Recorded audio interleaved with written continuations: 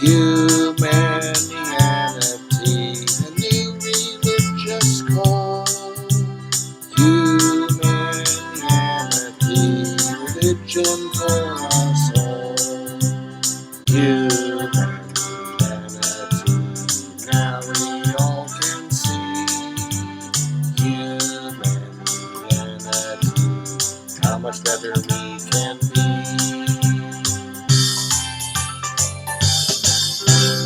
Hi, I'm Bill Van Fleet, and this is Humanianity Conversation number 33, recorded on December 11th, 2019. It is the first recorded conversation with Dean Faulkner, a Christian minister, with a very open approach to comparison of worldviews. We discuss the similarities and differences in our worldviews, including the nature of ethics, the source of ethical values, the issue of the desirability of punishment, and the origins and nature of the God concept, including its relevance to ethics. Great. It's good having this conversation with you. It's been some time that we've been looking forward to it. That's right. Yeah. Maybe for anybody who views this Charlotte Humanianity conversation, maybe you could kind of give a picture of your background. Sure. You mean like what I do or where I'm from? Is that what you mean? Yeah, well, especially related to thinking about the big questions and occupation and stuff like that.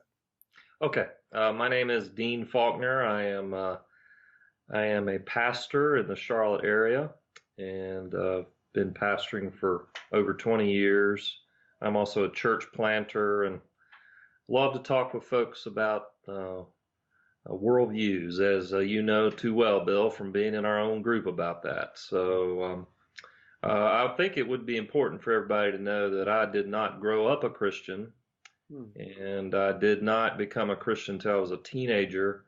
So I was very unchurched, if you want to put it in those terms, and knew very little about Christianity, if anything, to be honest with you. So Christianity was a new thing to me and my family when that happened back in, gosh, 1982 now. So. But anyway, that's a little of the story that I think folks would be interested in. I also teach at a seminary here in the Charlotte area and have the pleasure of investing in young men and women who are interested in loving people well in the church. So that's what I do. Great. Okay. So how much do you what is your concept so far of what this Humanianity thing is? Let's kind of see where we are, in our mutual understandings of each other. I think after our year and a half together, Bill, I understand your worldview is one that it seems, attempting to bring some harmony to the people around kind of ethics, living life together. There's many ways we could put it. And I think your means is to come up with a rational system that has a kind of a base definition that I can't quote, but you can. You've got your working definition that you quote quite regularly about not causing harm and bringing joy to our greatest, to the best we can, I guess, best of our abilities. So I probably just crucified that in some way. I apologize, but that's the way I understand it. Yeah, that's getting close. It is a somewhat difficult concept to get across, although it is explained at the website humanianity.com. But still, it's kind of like not our normal way of thinking about things. But yes, basically it has to do with ethics. What I could add to that is um, what we mean by ethics. And philosophers, have talked about the difference between is and ought, and Mm-hmm. have Yep. talked about existential beliefs about existence, what exists and how it works, Mm-hmm. and ethical beliefs about what we should and should not do. Mm-hmm. And we can ask the question of every single thing that we do, whether we should do it or not. We frequently cannot answer the question. Um, we can't figure out any way of deciding whether we should or should not. And so there's a relative freedom from any kind of uh, um, ethical motivation uh, at that point. Um, but on the other hand, there are so many things that we do that most of us would say we shouldn't do those things. And if you listen to the daily news, of course, that's mostly describing the things that we're doing that most of us would regard as very unfortunate. Mm-hmm. Um, so uh, I would also say that ethics, uh, that ethical beliefs are not just beliefs that humans can have. The family dog can have the belief, not in words, I should not get on the couch. And it has learned that from a dominant figure. And the naturally occurring ethics that we have is, as you probably know, authoritarian. In other words, how do we know what we should or should not do? By whatever, whoever or whatever is most powerful wants us to do. In other words, the ethics of obedience. And the only problem with that is that worldwide, we can't agree on who or what is most powerful and what that entity wants us to do and so forth. It is not likely that anytime soon we will all come to an agreement as to what those things are. So the question is, can we develop an ethics uh, currently that is not based upon obedience to whoever or whatever is most powerful, i.e., most scary, or that where we know that we have to obey and so forth. And that's what is emerging. For instance, as opposed to dictatorship and monarchy, we have developed the idea of democracy, which is the idea of social contract by everyone for everyone. And so the question is, and more, we're talking in those terms. So we talk now not about rights of citizenship determined by whether you're in the tribe or not, but by human rights. We believe that as a species, all of us should have certain rights, should be allowed to do certain things, and should be free of having certain things happen to us and so on. But of course, we're just a little tiny way along that dimension, and so I see this whole development as being a possible exponential change, which is very, very early in its development, but is happening all around, and and it is characterized by us not going to war to see who is more powerful, but by sitting around the conference table and talking with each other and trying to empathize with each other and work on something that is beneficial to all of us. So that's kind of like a prolonged elevator speech, and so uh, the so I was wondering if you had any particular areas of conversation that you were kind of anticipating, things that you wanted to explore.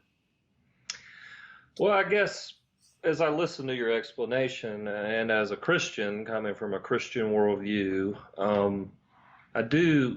I mean, you began your whole explanation of Humanianity with this language of oughtness. And of course, a burning question is, where do you get your sense of oughtness? And it sounds like you have come up with a potential solution, I suppose, in kind of the democratic social contract. I can't remember who came up with that. Anyway, was it Locke? Was it Locke who came up with that, or somebody like that? It was Locke who had the social contract stuff, if I remember correctly. But I don't know. I'm having difficulty recalling exactly where that concept came up. Okay, that's okay. So I'm wondering.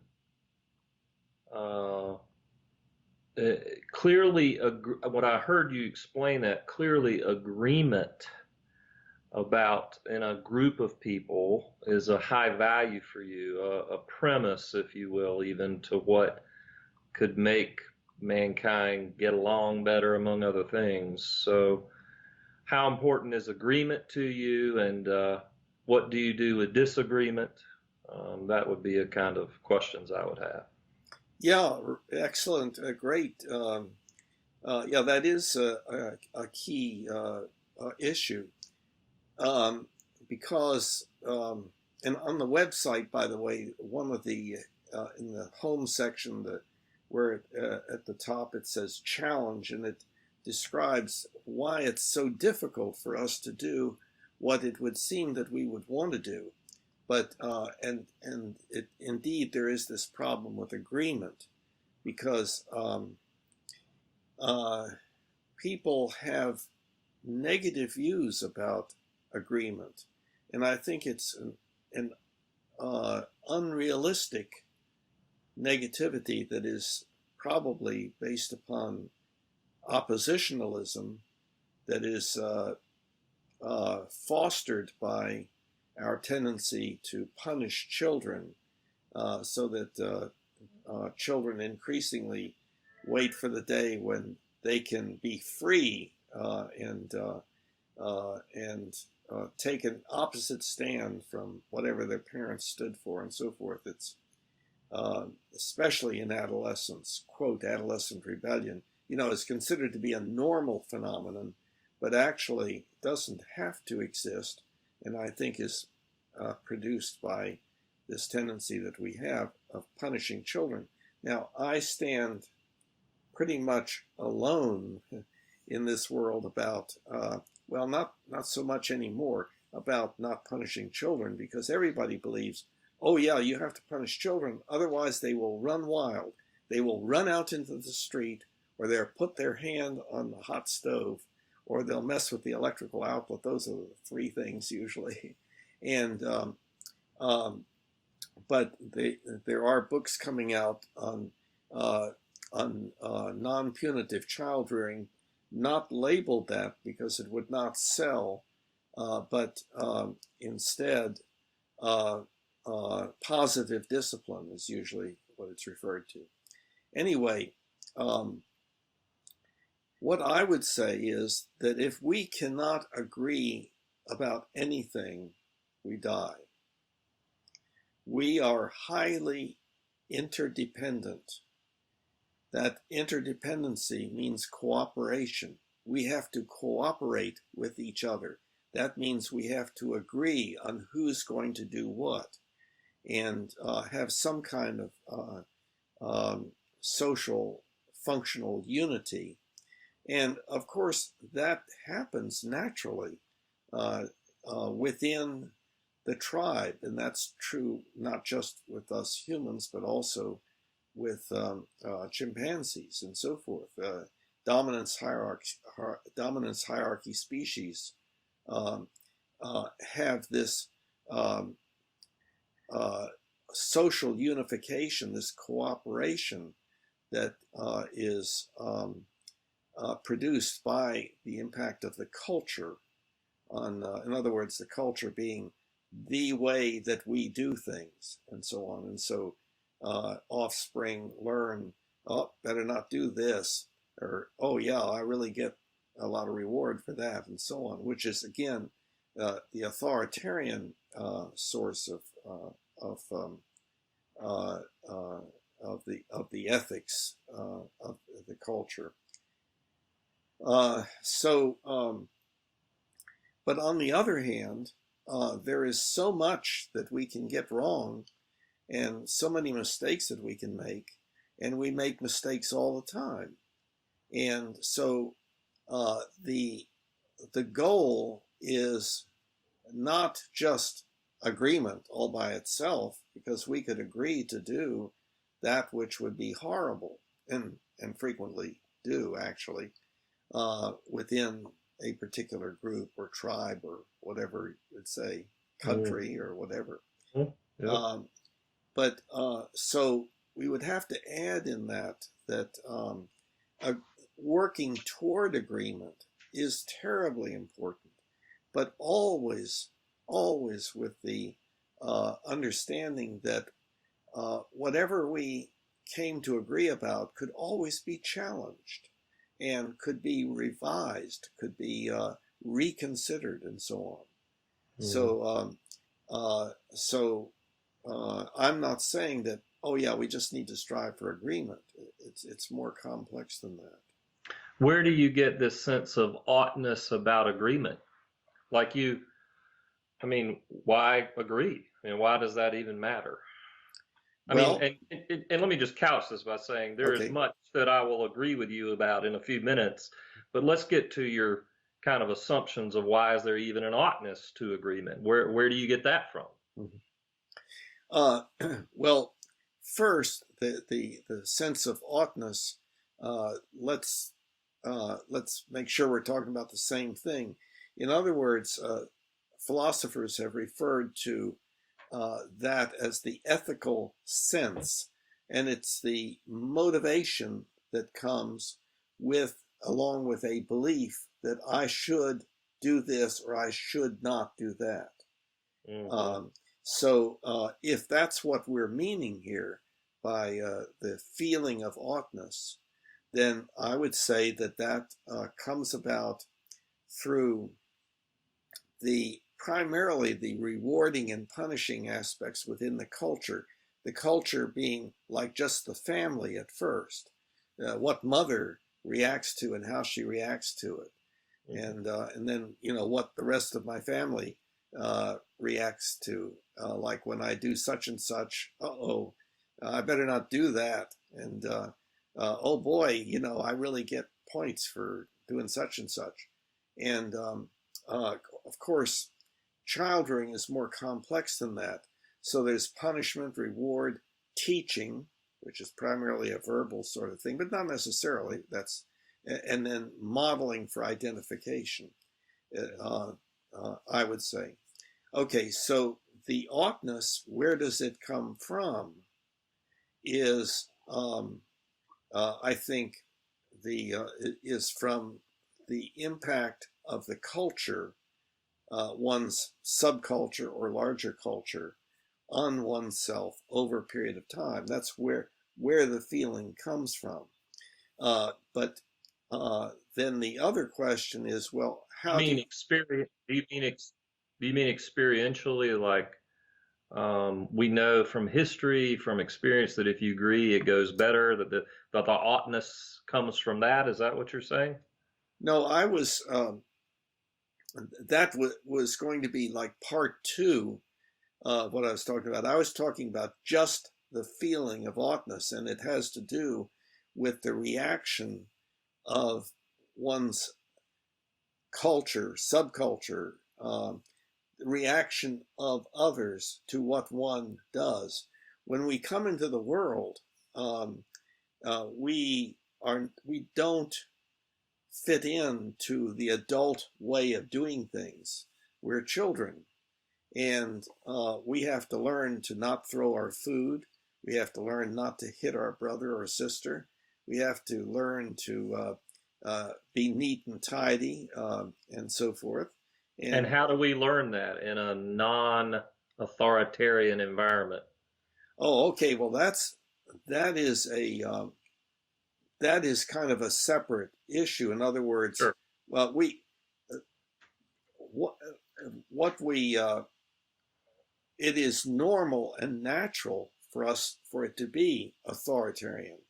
In other words, parents are saying, hey, cut that out, Hmm. and so forth. Hmm. Um, But uh, you want to go to a different model of parenting slash cultural agreement where you do something different. Is that what you're suggesting with no, humanity? no, the issue of child rearing is kind of a separate issue, Okay. and what I would say is that there are better ways of rearing children than reliance upon punishment. However, that's not what people generally believe. And so it is very normal and natural for parents to punish their children. But there's reward, teaching, and modeling for identification. And, and it's a highly skilled, human only kind of thing to actually um, develop a set of ethical principles regarding child rearing that uh, that are different from that which is normal or natural. Okay. I would say. So, but the So, child rearing issue is separate. That was only, well, where does it come from? And it comes from the culture, which begins with the mother child relationship and expands out from that. I understand. Okay, Okay. so So did you ever get around to where the oughtness of agreement comes from? I mean, why should we agree? I mean, yes, where does that come from? yeah, well, the uh, well, first we're I don't think that um, you and I have come to agreement that everybody feels that we ought to agree. In fact, what I was saying earlier was that no, actually, people say, if you agree with somebody, then you're just being a sheep. You're going along with, and so forth. And people are actually motivated against agreement, unfortunately. But Hmm. just agreement in and of itself doesn't mean that you're agreeing to that which is optimal.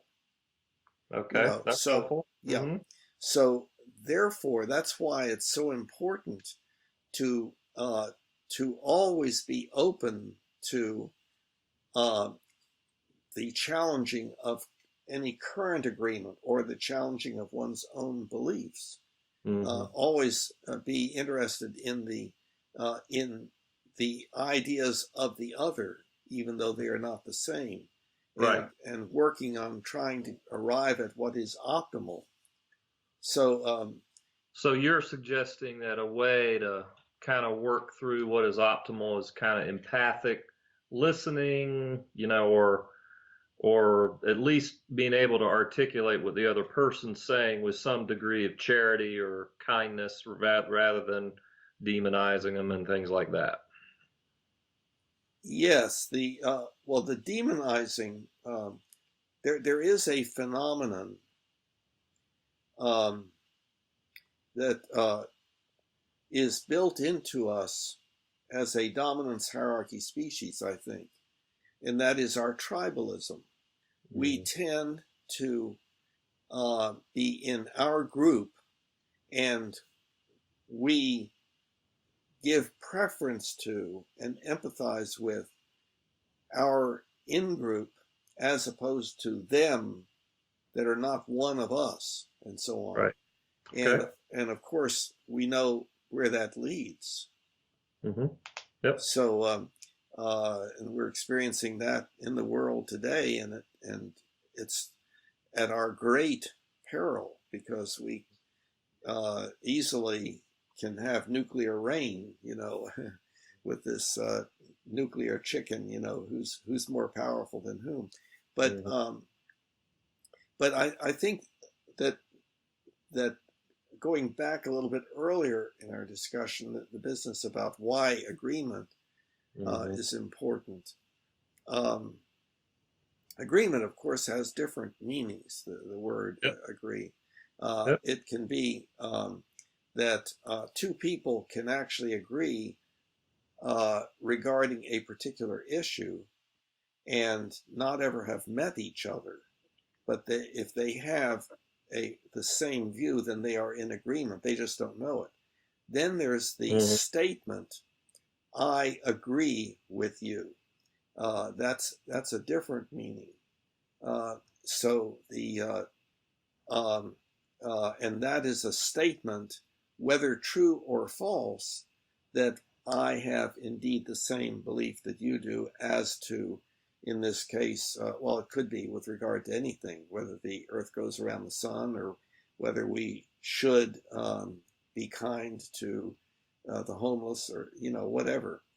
Um, and then there's agreement having to do with uh, going along with what the other person wants us to do or believes that we should do. Hmm. So I may go along with I may recognize that I am expected by others to do such and such, and I go along with that. I agree with it. I do it. And then there's also the statement, "I agree with you." That would be like in a contract, Hmm. um, including like a social contract. Um, uh, let's go to Carowinds. Okay. Uh, uh, will you drive? Yeah, I'll drive. I'll drive. That's agreeing to drive, and so on. So there are those four meanings of agreement. Maybe there are more also, but but the the what it all has to do with is cooperation. And if we were totally unable to cooperate about anything, we would die because our lives are dependent upon others doing their part. Hmm. So, uh, so but on the other hand, we're not saying, oh yes, the most important thing is to agree, whether no matter what we agree to, just so long as we agree. No, absolutely not. We need to agree to that which will achieve our goal. And there's where you were mentioning that the the ethical principle that I could state that Yeah. you were unable to, Mm. and that's just I have tried to put into words what I think everyone would agree with if they gave it enough thought and understood and so forth.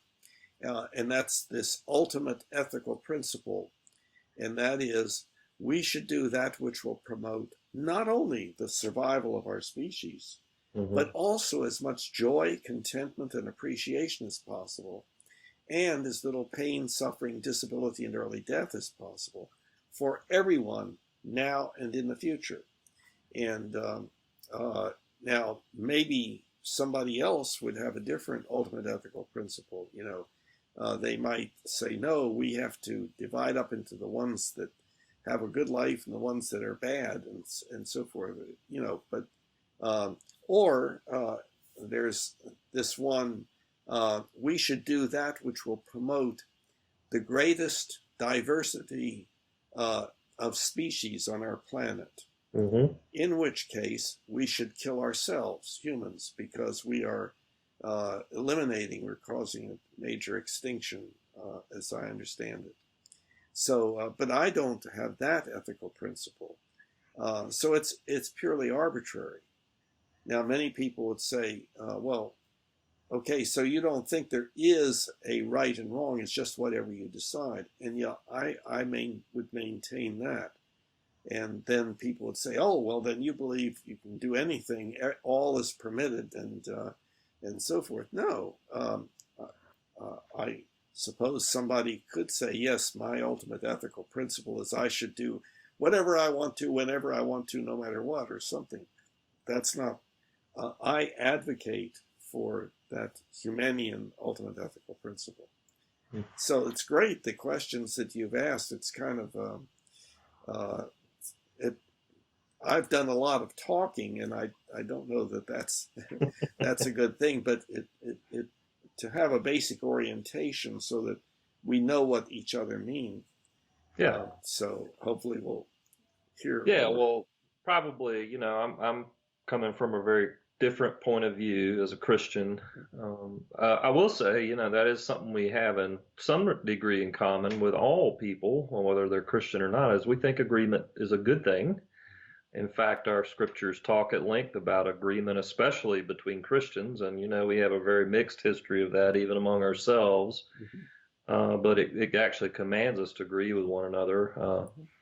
The question, though, that comes for us is, agree on what, and here we get into the ethical, and I would even invoke the big T word, which would be truth question, that there is something larger that kind of defines the oughtness of our lives as Christians. So we do have a sense of oughtness about things, and our oughtness comes from a sense of a big T truth, and that truth takes kind of two forms, which would be we use Scripture as a source, as really the source of truth. Whenever we have to decide between is this true or this true, what does Scripture say? Well, we'll go with what Scripture says because that's the final authority in all matters of faith and practice. But the other part of the T is really even larger, that there's a God who offers it. And I understand your argument about authority has, I hear you that there have been many authorities who've abused, or be it either parents or institutions, even the church, who've abused authority through the millennia of man's history. But I do think that authority can also be a good thing, and I think when it's a good God and a loving God and a powerful God who knows how to use his power well, then in that case we're dealing with an authority that's looking out for the larger good and our own personal good at the same time. And so our ethics would be grounded in God, who is kind of all goodness in himself and truth and love, all these kind of magnificent true justice even. And then that kind of flows out of what he has spoken to us in Scripture. So, that's, for us, we see ethics as being grounded in God and what he's spoken, and that we act out of that. And yes, that is an authority. That is I do want to make the distinction between authority and authoritarian. And so the beauty of that is I think, when you are in a community with someone and you are going back and forth on, well, what's right and what's wrong, what is the oughtness we should be pursuing, or what is the non-oughtness, the profane, the whatever that we shouldn't be pursuing, that it's helpful to have an authority outside of us. And then there's where Christianity gets into the kind of real nub of the issue, is that I agree with you. There is a sense in all of us of an oughtness, but I would suggest that oughtness, that sense of oughtness, is flawed or corrupted in all of us. That's what Christianity teaches as well, that there is the problem of sin, of human brokenness, of our own, our own lack of understanding, if you will, of what is good, right, and true. And that begins from the earliest of ages. I mean, as Christians, when we look at our kids acting up like throwing the food, like you were talking about earlier, we go, yeah, there's sin coming out, And that's the kind of stuff that that's the way we understand it. And so our thing would be that humanity, in part, as individuals, even as groups, we would say even as a whole, cannot get to the oughtness in and of itself, can't understand it, or I would say even achieve it without God getting involved. And that's where we believe Christianity teaches that Jesus came into the world and not only showed us what oughtness is, but was oughtness embodied because he's God himself. And so that's really in some ways what we call the gospel, and how there's good news that we don't have to rescue ourselves from our inability to carry out oughtness, but there is a Christ big enough to do that for us. Now, because we think there's an oughtness to the world and that God starts with that sense of oughtness in his word, pardon my dog, he's freaking right now. Sorry to all those who might be watching. Ben, stop. See, now, if your dog responds by stopping, that's an example. The dog then thinks, "Oh, I'm not supposed to do this. I shouldn't do it." It's authoritarian. Yes. Yeah. Well, or authority.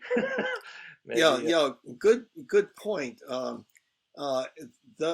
Those two terms do get a little bit mixed. By authoritarian, what I am meaning is, and what I think most people usually mean. It's a pejorative term, right? You see it as a pejorative, right? Not necessarily, but usually. But it's not just the pejorative aspect. It is authoritarian is the imposition of decision making by the leader onto others against their will. My wife's home. Sorry. So she was instructed that she should not interrupt. She didn't know I'd be on the phone. So yeah, I know.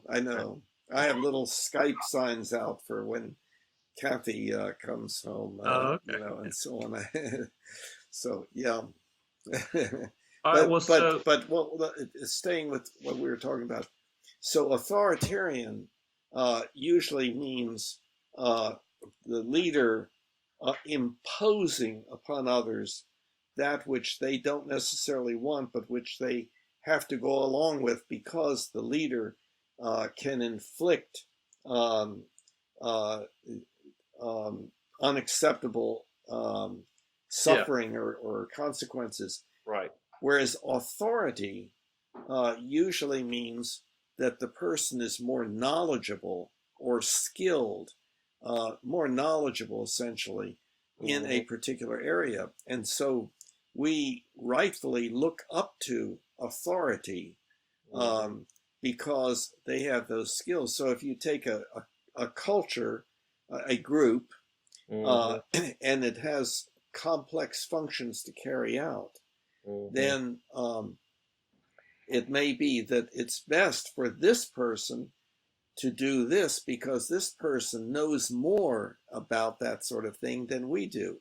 We have to kind of take their word for it, although we can ask and we can say, look, we want to try to understand from you why you are advocating for and recommending to us that we do such and such, but that's a different meaning of the author words. Well, here's what I'd say as a Christian: what if there was a God who was all-knowing, and there was a God who knew what was best, and you could look to him as the expert, so to speak, looking out for the good of people, and I would even submit for himself, and he has a good authority. Now, of course, people invoke negative things about the God of the Bible and, some of the ways he's handled things, and no doubt there's some controversial stuff there. However, I would submit people ought to take a look and consider, was it actually good? Was he good? Was what he was doing just and a proper use of authority given what it is? Now, even you would agree that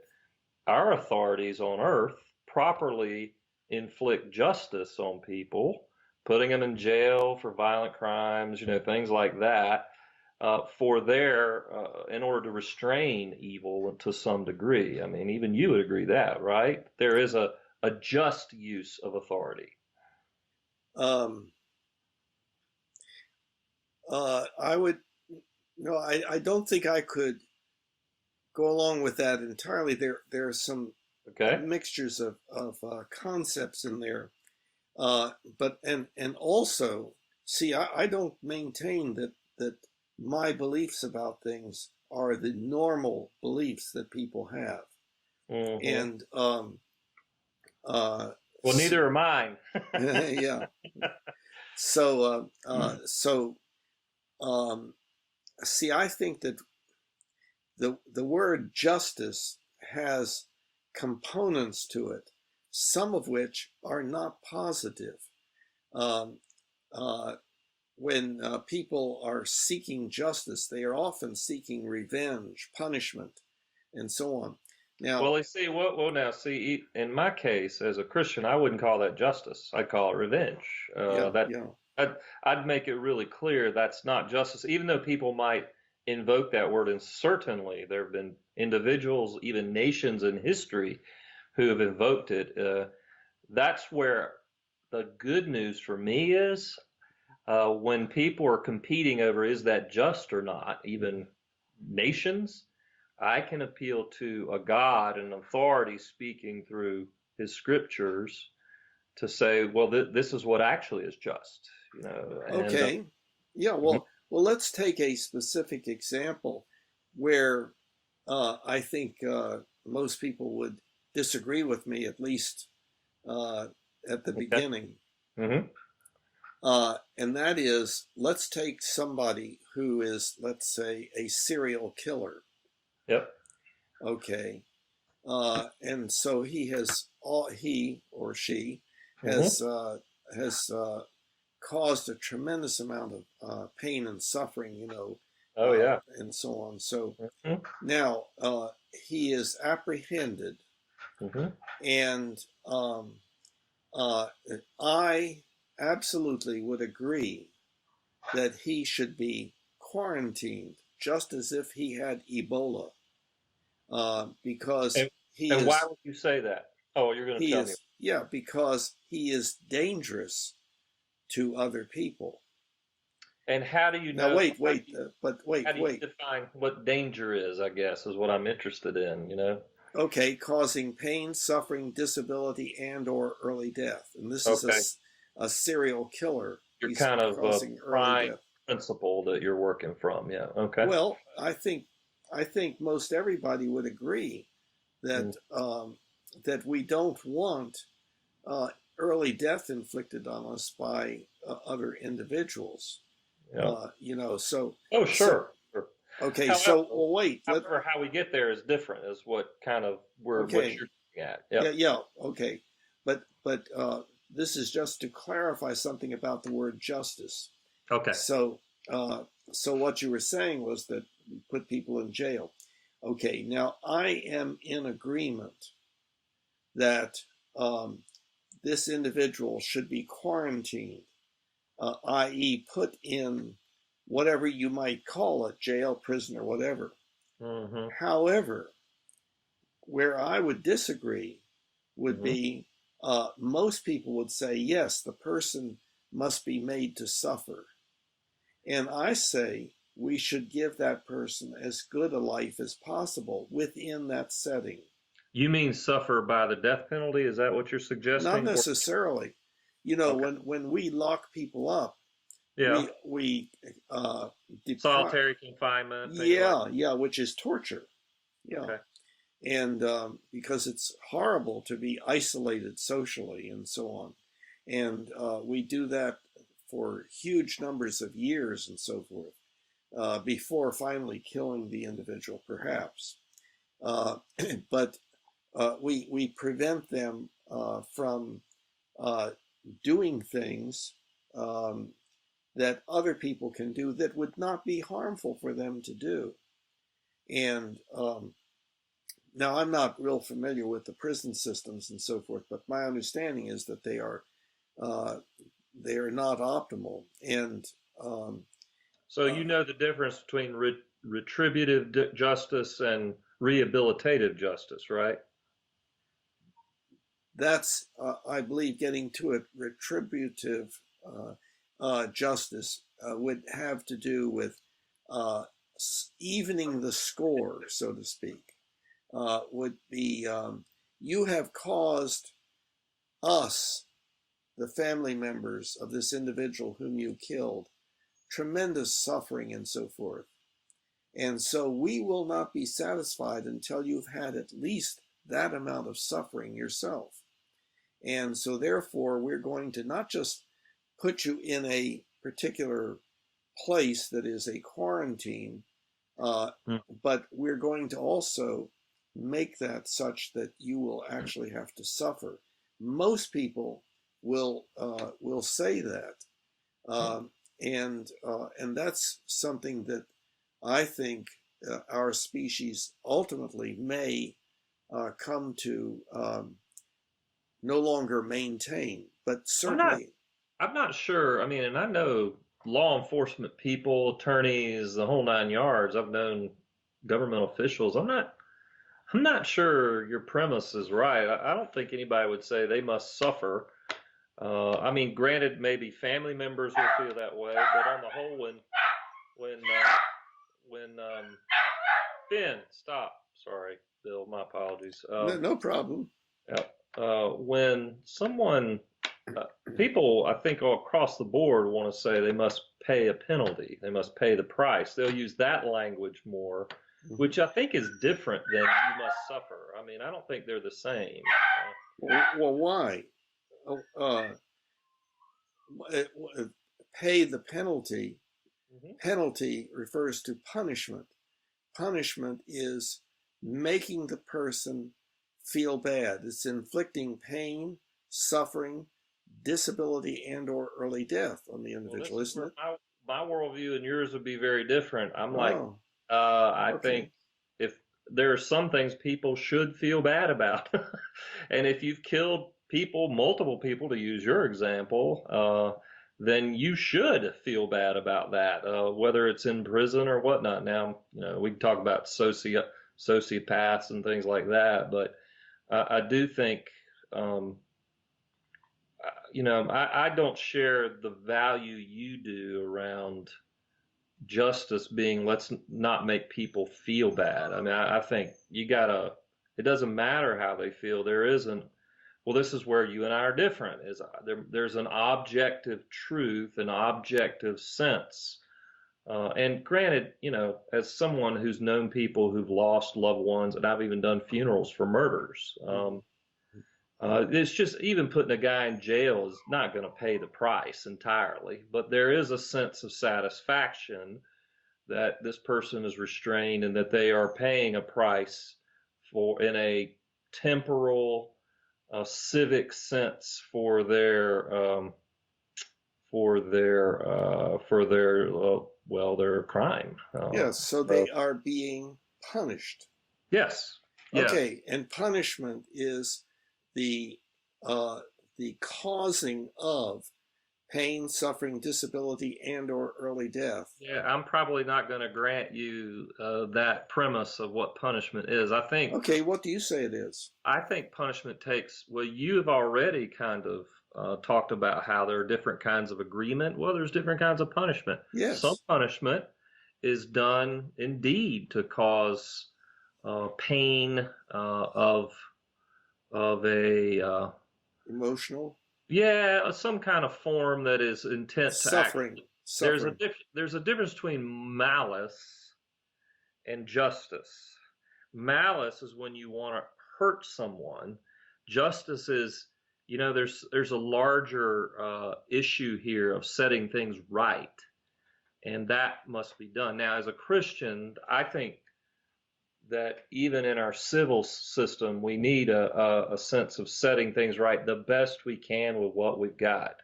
Because again, even if someone's murdered, you can't get a life back. I mean, it's tragic on a high level, but you got to set things right the best you can, and imprisonment or other forms of paying the price, paying the penalty are sufficient. And even punishment there seems to me as an appropriate thing. It's not always a bad thing.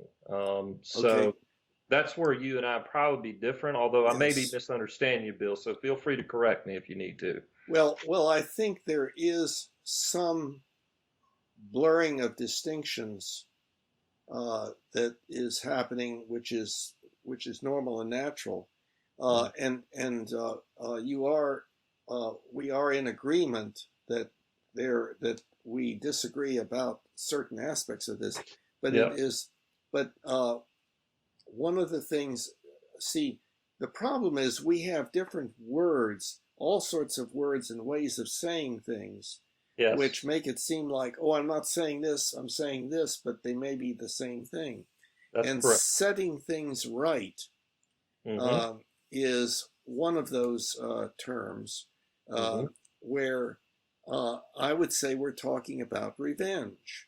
We're talking about, Yeah, I would you disagree. made me suffer, I'm going to make you suffer, or No. I'm not going to make you suffer, but uh, we have a system that will make you suffer. Right. Well, I think, yeah, you have a very narrow view of what setting right things right, or righteousness would be the old word, is. And I think I would say that setting things right is something that we do every day in life. I mean, Yes. when you're at a doctor sets things right with a kid who's broken his arm, he's trying to make it right, by fixing his arm and giving him healing and stuff. But I do think there is, even in a justice sense, there is a setting things right around how to handle, crimes and things like that. I will say that I love I think we've got a pretty good civil system, actually, in terms of, even when someone is, we'll say, for example, is killed, we have distinctions on different kinds of murder. Different. There's a difference between manslaughter and first degree murder, and that's a very appropriate distinction in our time. And I think we couldn't make that distinction without having some sense of wisdom that there is a difference between one form of taking life and another. And that's probably what I would urge you to consider, is that even in setting things right, there are different grades of wisdom, if you will, of what that could be. And can set things right turn into revenge? Sure, but I don't think it always does. I think it can be done for all the right reasons. I think, hey, we got to invoke World War II, right? It's our favorite thing to go to, right? The Allies going into and taking going into Europe and pushing back the Germans was a setting things right. I mean, I don't know if anybody in history who wouldn't disagree with that to some degree. So I think we have to be. There is a larger sense of things, and that is another dynamic that we're dealing with, and we've always dealt with, Bill, which is I end up appealing to a larger T truth and a big God, for kind of who is the final arbiter of what is right and good in our Yeah. time. But And, before I mean, that's a whole area in itself. mhm, But setting things right, what you mhm, described is, you gave examples of setting things right mhm. that demonstrate that the phrase "setting things right" has different meanings. Yes. So if it's setting a bone that is Yep. fractured, that's a different meaning than making this person suffer to set things right because of what they did to us. Well, I mean, again, I think setting things right can include putting a guy in jail, or, I mean, we can debate the death penalty one way or the other. Even Christians disagree on that. Yeah. But I'm not interested in making a case for that. I think I'm more interested in that setting things right is that we all have that sense of that, and that comes with the oughtness that we Mm-hmm. all feel. And my statement is Christianity it says that God is the source of that oughtness, and it's that setting things right to an oughtness sense. It comes from God Himself, Well, and that. Go ahead. I'm sorry. well, I just want to make the point. Remember that I am agreeing with you that Hmm. there is this normally occurring oughtness, punishment, and so forth. Yep. We do that normally. Chimpanzees do it, and what I'm saying is that we humans can actually figure things out and do better and eliminate, or I mean, not eliminate, drastically reduce the amount of pain, suffering, disability, and early death that we currently cause each other. Yeah. So, Well, but I but would say. again, but Go again, ahead. but again, um, there is a difference between quarantining an individual and within that setting, within the limits of the possibilities within that setting, giving the person as good a life as possible. Not just that, but working with the person to help the person maybe work eventually on how to become a better person and how indeed to contribute back in some way. Yeah, Uh, rehabilitative justice. That's what rehabilitative justice yes, does. yes. Hmm. Uh, okay, so there's a difference between that, which would be Hmm. quarantining, Hmm. and causing the person to specifically suffer by denying them things that they could have in that setting without interfering with the quarantine nature. Um, I know you're in the vast majority. I agree with you that people would not agree with me and so on. Okay. Okay. Fair enough. I understand about that. Fair enough. Yeah. So, I mean, here's another thing about Christianity. See, even I would say that a criminal, a serial killer needs to be treated with dignity. And the only reason I can say that, rather than just say treat them like dirt, is because I have um, my God has given us all, every human being, the image of God. That's what we call the Imago Dei. And we believe that that gives dignity to every human being, whether Christian or not. And and that even when somebody's done a heinous crime, a dark, dark thing, they still need to be treated with dignity. And that the punishment should fit the crime. Lex talionis is kind of the historically the part, and I'm affirming punishment in a positive sense there, not What just a does that negative. mean?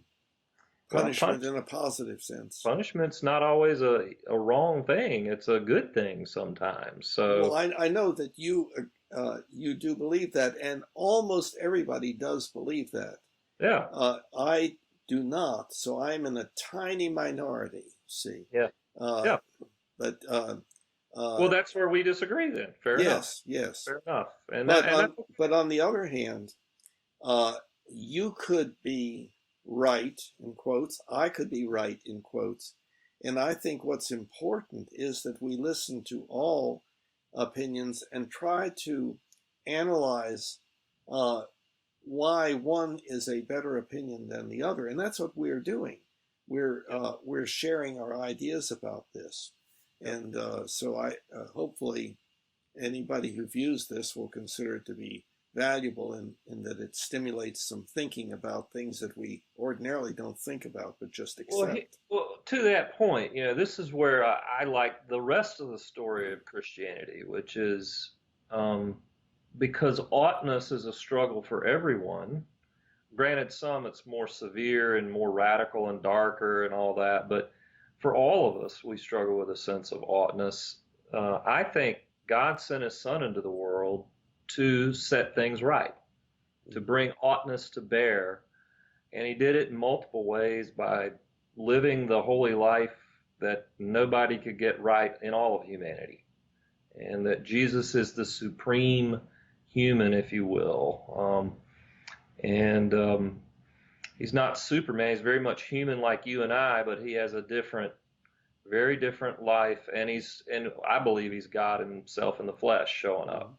So I'm kind of that brand of Christian. Yeah. And then the other part is that Jesus set things right with regards to whenever we do things wrong or our oughtness doesn't come to bear, and we even offend God when we don't do what we ought to do, then Jesus bled and died as a sacrifice to take on the righteous punishment that God would put normally on us, and that Jesus did that as a gift to us out of his compassion. God sent him out of his love for us, and he rescues us by the cross. And Jesus, in other words, pays the price once and for all for any who would call on his name. And then the final thing is Jesus sets things right through a resurrection. And this is probably, for me, the most compelling thing about Christianity is we make the radical claim that Jesus not only was God and was crucified dead, but he also was resurrected from the dead and is a living person, living, breathing, and that real people saw him and articulated that. And that all those things that Jesus did set things right, or began the process of setting things right, first with us, and eventually he's going to return and set all things right, including all that goes on in the world. And so that our longing for the world to be right and good, which is a good longing that we all have, whether we're Christians or not, is fulfilled in what Jesus does, finally and fully. So that's why we call him the Savior. That's why we call him our Lord and Savior. We look to him as the one who can rescue us. And to me, that's the really good news, is that oughtness is brought back through Christ and not anything I accomplish. Now, does Jesus change me so that I pursue oughtness in a different way? Yes. That's, as a Christian, I live differently because I follow him. I have a new sense of oughtness that I definitely didn't have when I wasn't a Christian as a teenager. So Jesus kind of changes my mind. And so I have an oughtness about how I'm married to my wife and how I love her and how I take care of her and how I raise my kids and love them and how I interact with my neighbors who live around me and how I just do life with people. And so that Jesus has definitely changed that for me. And I might even add, it's still changing it for me. I'm always learning new things, but that's why I love Christianity, is I feel like it gives a holistic picture of everything. When we all have this ache, and you have it too, Bill, like this sense, like this is not right. You watch something on TV or read it on a web page or something, this is awful. Jesus brings hope to that. And he promises to rescue us personally and even one day rescue the whole world in that. So that I just gave you as the sum of Christianity, the story of even how oughtness kind of fits throughout that whole story. And that's why I follow Jesus personally. Now, granted, there are many, including you, who would respectfully disagree, and I'm good with that. I mean, I love these kinds of discussions, but that's kind of where I come from. So, one thing, can you clarify? It's not real clear. Well, I guess concretely ask you, do you believe that there is a hell? I do. Yes, I do. I am one of those Christians, and but here's how I understand hell. I understand hell as the place of God's wrath that's separated from God, where those who hurt his enemies are put away. Now, I mean, in all of us, there's a sense of we want there to be some final justice for people who've done some dark, evil things to mankind. Punishment. Even to us personally, and that would be punishment. That's correct.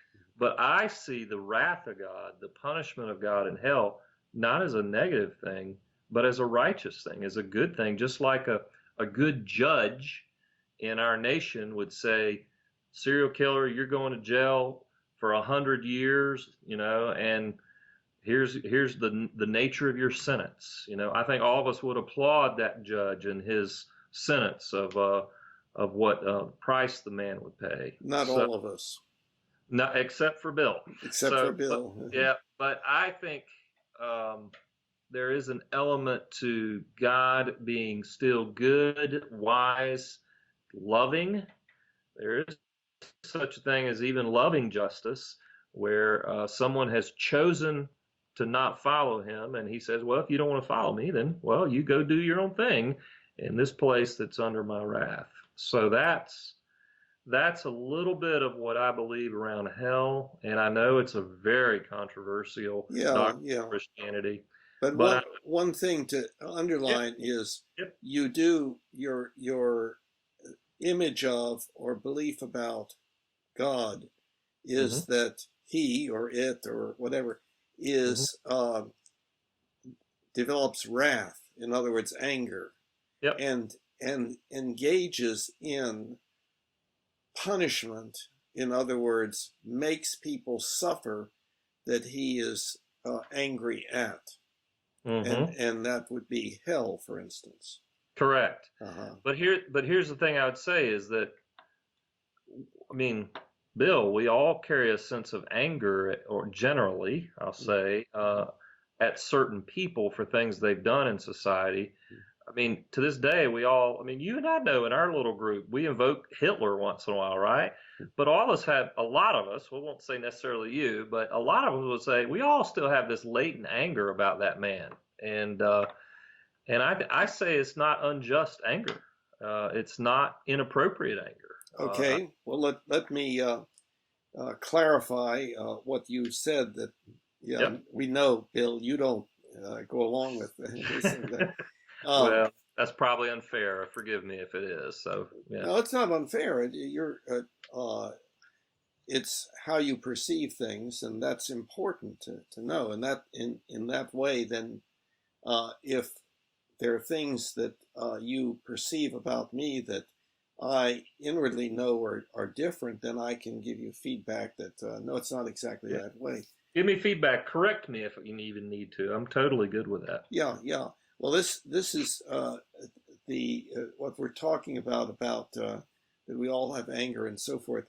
It's more complicated than that, and I'll try to clarify what I mean. And maybe the first thing that will help the orientation to that is the Hitler thing. I don't have any anger toward Hitler. I believe he was a victim, just like all the other people who were victims. Now, I know that almost everybody would say, Bill, you must be an awful person if you condone. I don't condone what he did, but he was a product of his infancy, his childhood, the cultures that he grew up in, the people surrounding him, his particular psychological difficulties, and so forth, that elevated him. He was put in that position by the culture around him. And everybody was a victim of that process. And so now, as a separate... so just to clarify, you're saying the system that he grew up in, the cultural ethos, the system, whatever's there, even beginning from his own childhood, produced him. It was kind of, okay, all right, I'm just trying to be clear. All right, good. Yeah. Now, as kind of a separate area of thinking that is relevant, I believe there is a continuum along which we can place ourselves, although not precisely, and it can vary with regard to different areas and so forth. But the continuum at one end could be described by the word judgmental, and at the other end would be described by quote, understanding. And the more that a person is over toward judgmental, the more prone they are to have anger. The more they are over to the understanding component end, the less that they are likely to experience anger. And I believe I advocate for being at the understanding end, and I work on myself and try indeed to be as understanding as I can be, and thereby to never have anger. And if I have anger, if I recognize it, I immediately say I've got a problem in me to work on. And I know that that's not a normal phenomenon, and most people are some distance along toward the judgmental end, and some people are highly judgmental, and they say, that was awful, that person is awful, that person is a fill in the blank, and that person should be tortured and killed and so forth. I think this has to do. How did I get to be this strange way over in the understanding Yeah, area? I'm curious. Yeah. Well, early in my life, through a particular pathway, I became interested in science, and then in the science of the mind, and therefore in psychiatry and psychotherapy and psychoanalysis. And I underwent many years of psychoanalysis and so forth. And there, the whole idea, like in classical psychoanalysis, the person lies on a couch, and the analyst is behind the head of the couch, so the person does not see the analyst. And so what happens is the person then, like going 4 hours a week, 4 times a week, develops all sorts of reactions to this unseen entity that rarely speaks, and therefore projects onto that entity things that were non-optimal about his or her parents, usually, and so on. So, okay. So then, in psychology, what's that called? That's called transference or something yes, like that's that? right. Yep. That's right. Okay. Yep. Right, exactly. Now, the person on the couch then starts interacting or trying to interact with this analyst as if the analyst were his or her parent, and can be in the anger toward one's parents and so forth starts coming out. Now, so the person on the couch begins to engage in hostile behavior, often quite clever. Yep. Okay, and that's a part of what you were referring to, the transference. Okay, now analysts have to undergo their own psychoanalysis, because the natural thing is for the analyst to develop countertransference. That's correct. And the analyst must not do that. So the analyst must instead be understanding what is going on, and then help the patient to get that understanding. And in that way, the patient becomes more understanding of himself and so forth. And a lot of the conflicts and everything are brought out in the open and actually talked about and analyzed and so forth. And that produces a change in the individual. So, sorry about Finn. He's just a pitiful little dog. No problem. He is behaving his natural self and so forth. So that's where I think my belief in being understanding emerged. That's why I'm this strange individual, you see. Well, let me ask a few questions, or in light of that. First, I want to say I really appreciate that. That's something I didn't know about you, and that really helps me. And I have known all along you were a psych, and that you had many decades of service, and who knows what you ran into and all that yourself. So you've heard some kind of dark stuff through the years, a lot of it. I guess my thought would be, is the kind of psychiatrist's office the proper model to use for understanding oughtness or justice? Now, listen, I love the understanding part. I think you're spot on in terms of we do need to understand, and meaning listen more and talk less. I mean, I'm with you on that, even as a Christian, because there's just so many worldviews and so much misunderstanding going on. So I appreciate that. But I do think, I don't think understanding, well, I've known people who came across as understanding and were still judgmental. You can do that. And I think I could do that. I'm capable of that. And so I think maybe it's a different kind of continuum is maybe there's proper well, if you're talking judgmentalism, the other end would be, I don't know, proper anger. I don't know, something, proper judgment. I don't know, but I don't know that your continuum is we'll say from the mathematics side, apples and apples. It seems like apples and oranges. So. Yeah, well, we can use words in different ways. Mm-hmm. So what I'm trying to spell out is a particular continuum. There can be another continuum that's at right angles to that. Judgmental about this versus judgmental about that, See, now I think as a Christian, I mean, I know me. There's some things I can be super judgmental about, and other things I can be super understanding about. And I think that's true of every worldview, that we're all judgmental and all understanding to some degree. And it's in that messiness that we're trying to figure out what the oughtness is. My claim would be you get to the oughtness of through understanding, and I'll say proper judgment,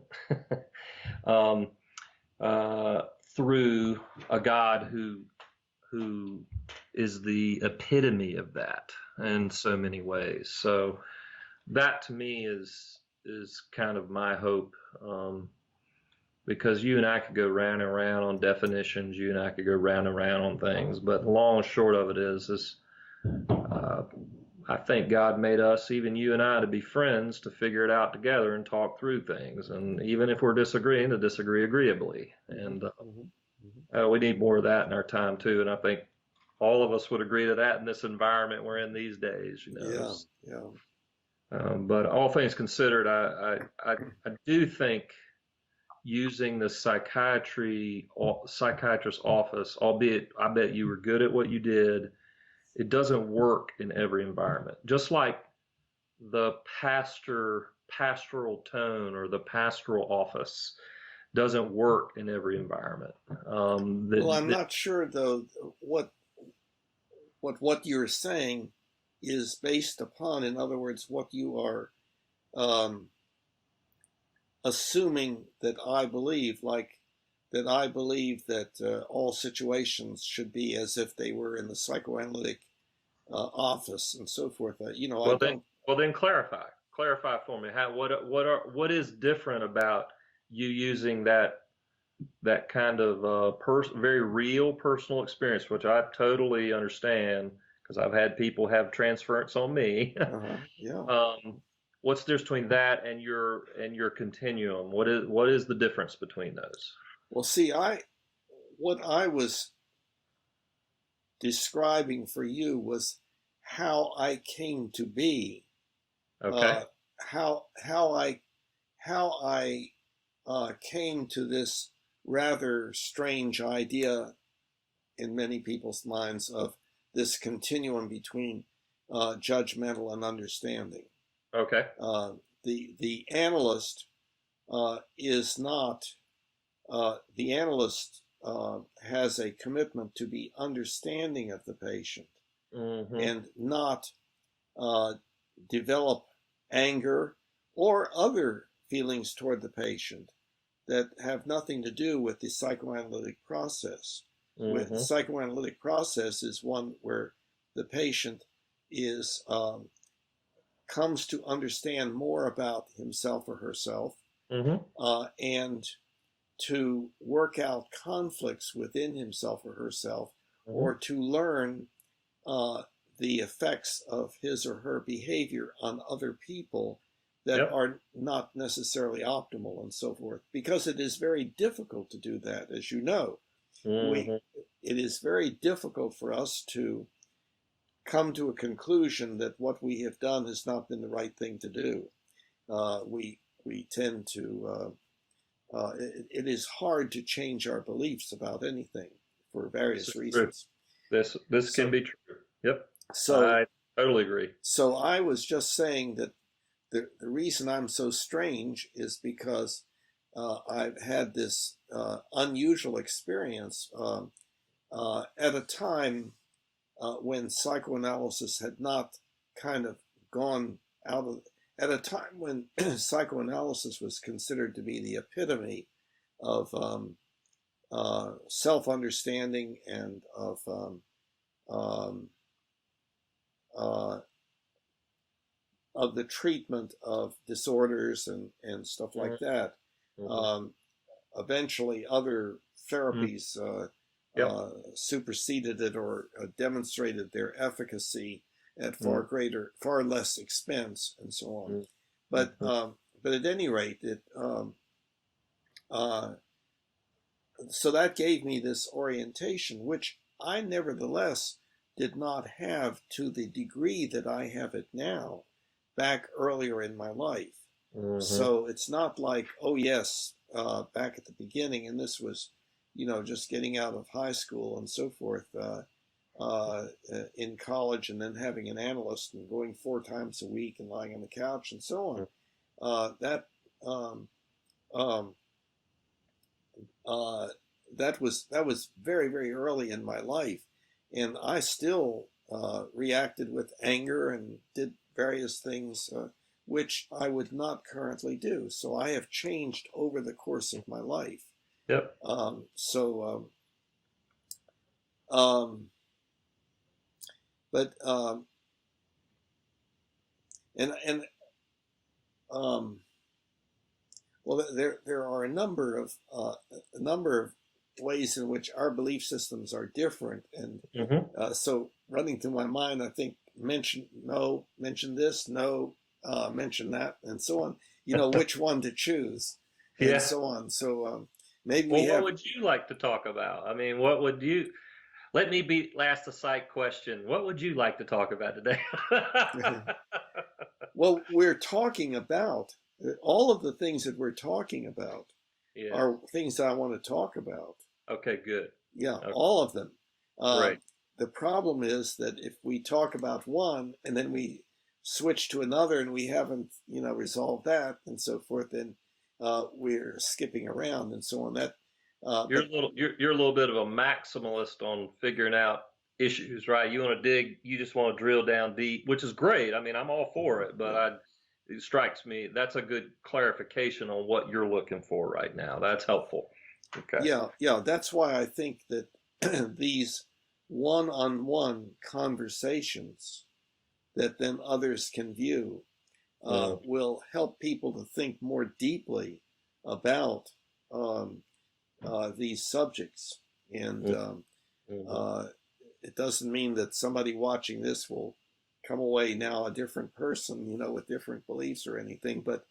Uh, but I It could think, be a data point for people. That's what we get a lot of anyway these yeah, days. It's yeah, and the whole, and it's part of, again, and the reason that I would refer to this as a humanity conversation, it's a part of this movement of our species, this new development where instead of maintaining our tribalism, well, we're the right ones, and so we don't have to pay any attention to you, you all, we can, if anything, go out and exterminate you so we don't have to worry about you anymore. Uh, Moving away from that to let's consider our species to be our tribe, and that we need to understand each other and be benevolent toward each other, even though we have differences of belief and so forth. But also, we need to work on our differences in belief, if they make a difference in what we do that has any effect on whether we experience pain, suffering, disability, and or early death, or joy, contentment, or Sure. appreciation. Well, I was just thinking of what you just said, and I was thinking of what Jesus said that, when asked what the greatest thing we should do for God is, he says, love the Lord your God with all your heart, mind, soul, and strength, and love your neighbor as yourself. I mean, you seem to be focusing on the second part of that, loving your neighbor as yourself. I would say you can't love your neighbor as yourself, what love is. Okay, you And broke up. and what is love? And I would, Wait. You broke up, okay. so everything was lost there. Say what you said again, please. I said, if Jesus, from my worldview, when you ask what's your greatest ethic, love the Lord your God with all your heart, mind, soul, and strength, love your neighbor as yourself. I would say there's a real challenge about loving your neighbor as yourself, which you're not saying exactly to be fair to you, but you're in that realm. How's that? Because that's been a common thing said throughout the centuries in multiple religions. But you can't really understand love until you understand what love is. And I think Jesus rightly points us to what it means to love God, because we need to make him actually the kind of reference point, the reference point of what love is. And God defines love, in other words, because he is love. God is love, 1 John 4. So to me, there's an organic connection between the call to love people, or to be generous to people, or to have, you could say it 50 ways, 100 ways, but that to really clarify what that means has to be grounded in an objective person and God be above and beyond us. And that's where I have kind of a sense of the transcendence in my understanding of life and my worldview, that there is a God that's far bigger than me, that's who created me and you, and we're answerable to him. But even more than the answerable, it's he provides for us. He's good and he cares and he even wants to instruct us. This is what love looks like, for somebody who's not always great at loving, which includes me. It's helpful to have someone say, this is what love looks like. In fact, Jesus said as much in John 13. He said to his own disciples, he said, love one another as I have loved you, so you must love one another. As I have loved you. The implication being, look at me, I give you what real love looks like, supremely dying on a cross. I will show you even what sacrificial and giving love is like, so that when you love someone, it's not with a hook. And you would know this as a psychiatrist. Too many people want to manipulate love, right? Which is, I'll love you, but I'm going to get something back, versus here's the gift. This is what love, I give this to you, no strings attached. And I think that's how God actually loved us. And so, yeah. Well, of course, fortunately or unfortunately, perhaps unfortunately, I try to understand what words mean. And I have concluded long ago that the word love is highly ambiguous. And as a matter of fact, there are 4 different meanings, or 6 or 7 different meanings of the word, agape being one of them, and things like that. And so as an example, people say, well, I love hamburgers, or I love to work outside, or sure. I love you, man. You really make me think, or something, as opposed to I love you. I'd like to do X, Y, Z with you, and so forth. But I think my current view is that the reason that the word love is being used within Christianity and elsewhere is because of a very very relevant and observable problem, and that is that we, as hominids, tend to fight. And if there's anything that is meant by loving your neighbor or loving your enemy, it is don't fight with them, don't do destructive things to them. It can also extend to being sympathetic and empathetic and trying to do that which will help the person. But the biggest problem, well, we tend to help each other. We tend to feel sorry for those who are going through a rough time, and we try to help them and so forth. But the problem that we're faced with all the time is our anger and our hostile behavior, our tendency to fight, our tendency to struggle for dominance. Who is going to be more powerful than whom? And it is widespread. Half, 2 or 3 decades ago, I know the statistics were that half of marriages ended in divorce. And why? I would say, having done a lot of marital psychotherapy and so forth, it was the development of anger, and the anger often had to do with the struggle for dominance. Like, are we going to do things my way or your way kind of thing. And so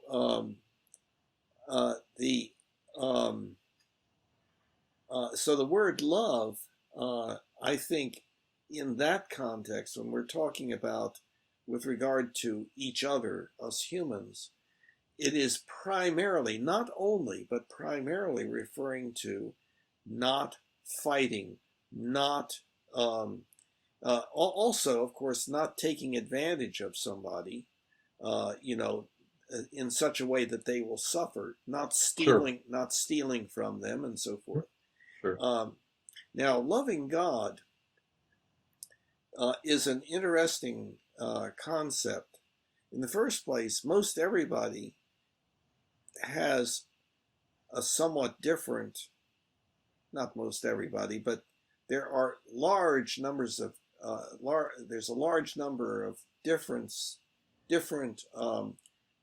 ways of, quote, defining God or of imagining God to be. I mean, maybe in the past people thought that there was a bearded man that was above the clouds or just below the moon or something like that.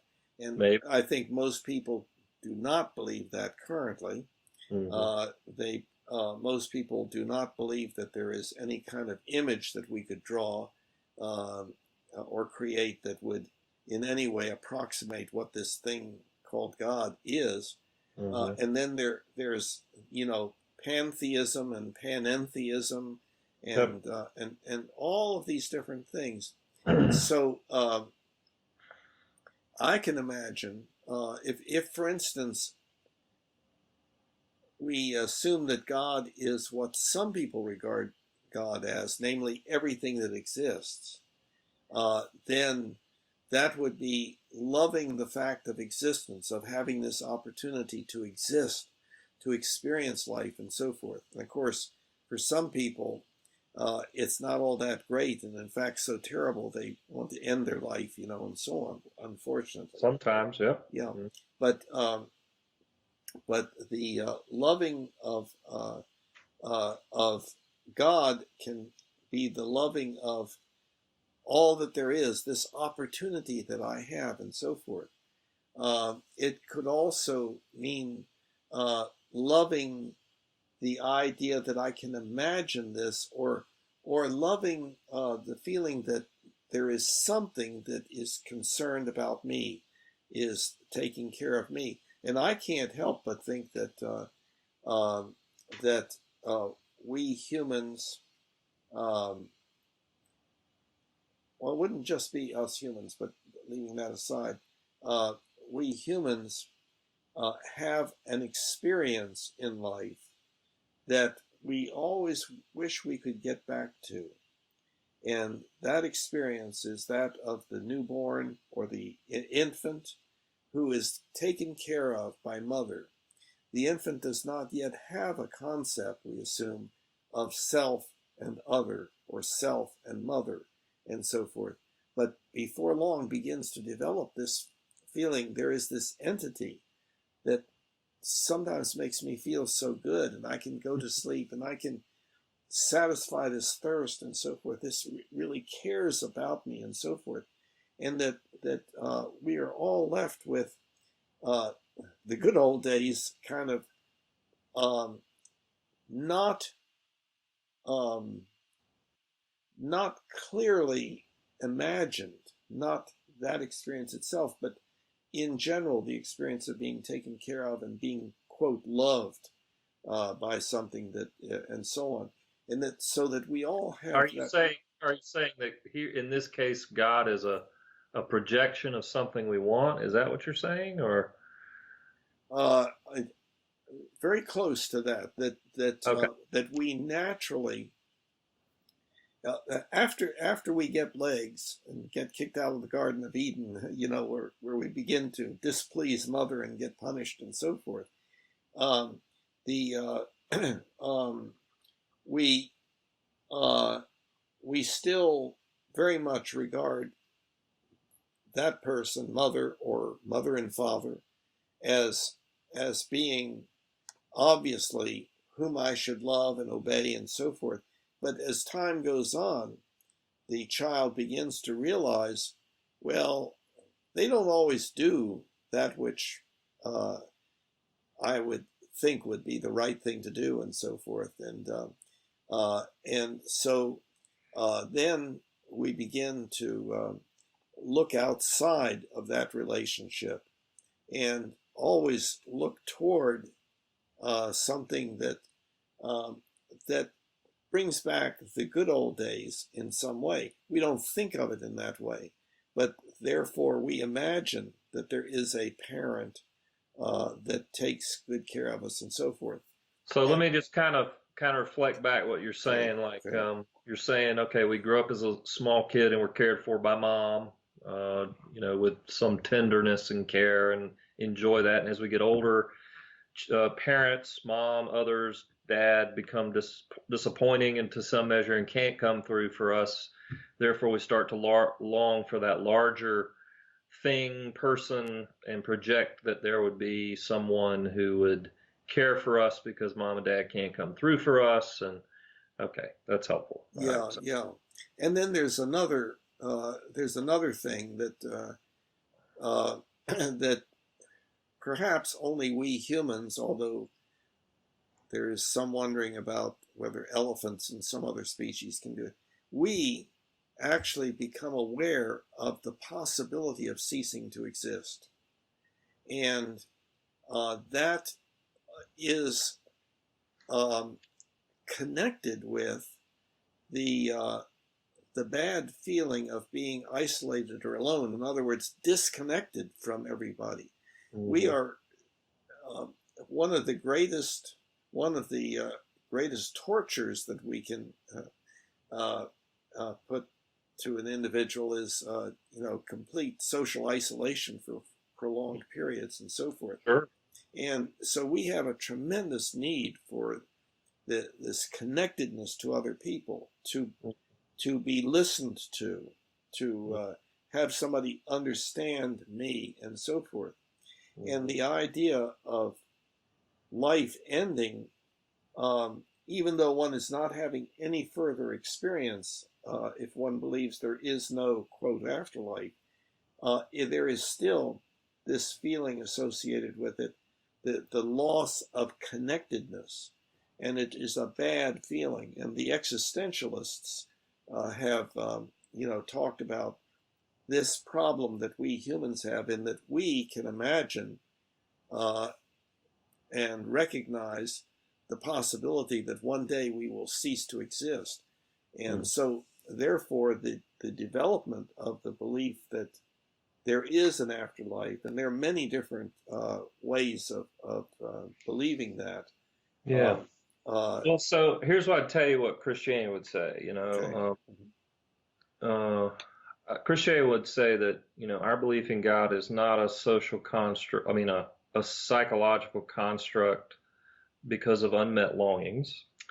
It would say that actually the story of Christianity throughout Scripture is one where people don't want God, where people don't want him around, or they want him on conditions that he just gives them what they want, and they use him. They want to use God, and so if you look at the Scripture, it's just fascinating that from Genesis to Revelation, how even God's people are this way. It's just a mess, and it has nothing to do with social construct. And I mean, while I do have longings, and I think God meets many of those, He doesn't meet everything. And He's not a giant bubblegum machine in the sky. He's God. He does what He will. And so sometimes I pray as a Christian, I'll just bring this down to kind of reality, and I don't get what I want. In fact, sometimes I get the opposite of what I want. My challenge as a Christian is to appreciate that God truly is good and loving, and there's some kind of larger plan here that's bigger than me, and that all things work for good for those who love Him and are called according to His purpose. So that's kind of, I'd say, Christianity. I mean, do people in Christian churches have this social construct and psychological thing going? Psychological construct going? Possibly. But I would say the whole of Christianity has always been one of an object of faith, of a God beyond us, whether we feel Him or not. That's our belief. No, I understand that. Listen, Bill, I've got a appointment about 20 minutes. Let's try and wrap this up, and okay. I hope it's been helpful. I've enjoyed talking with you as usual. We usually have great dynamics going back and forth. So yeah, I've enjoyed it also. Yeah, and so that's fine. Do you think that we might be able to arrange another one sometime in the future? Let's talk at our next meeting in a week or so and see. I think I'd say I'm open, but I do have, this is a chunk of time for me, and I know.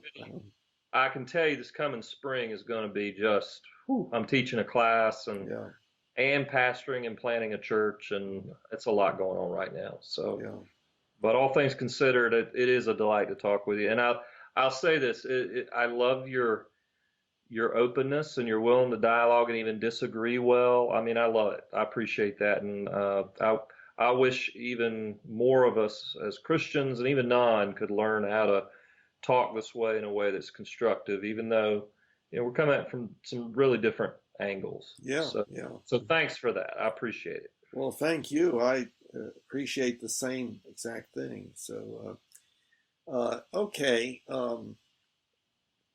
Well,